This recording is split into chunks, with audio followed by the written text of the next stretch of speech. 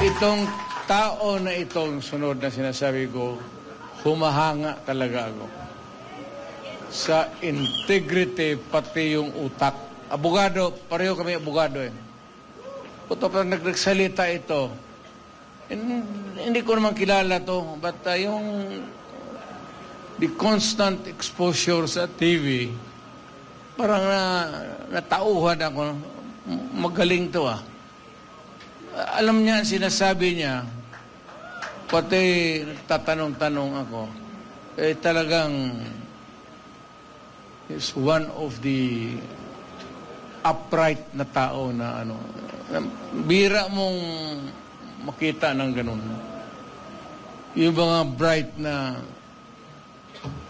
karihan kasi ng mga bright, mga gago eh. Hinahaluan nila yung trabaho nila ng kagaguhan. Alam mo, ako talaga, it was I who sought him. Ako naghanap sa kanya para makilala ko siya. Talagang bumilib ako sa kanya. Marcoleta.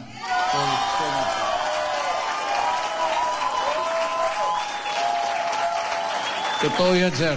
Hindi kita alam niya, hindi niya ako. Nung lumapit ako sa kanya, sinabi ko, Sir, believe ako sa iyo. Diretso, alam niya. Alam talaga niya. Moses, so, kailangan natin sa Senado.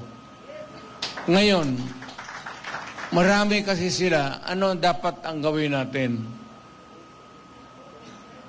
Patayin natin yung mga senador ngayon para mabakante.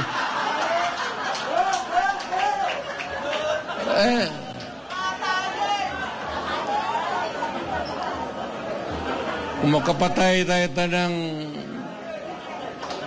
mga 15 na senador, pasok na tayo lahat.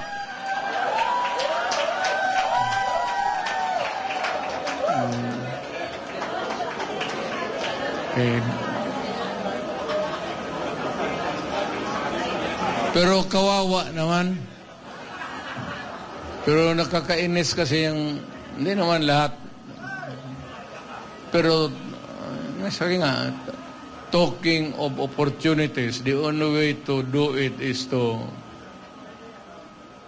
pasabugin na lang natin yung ano.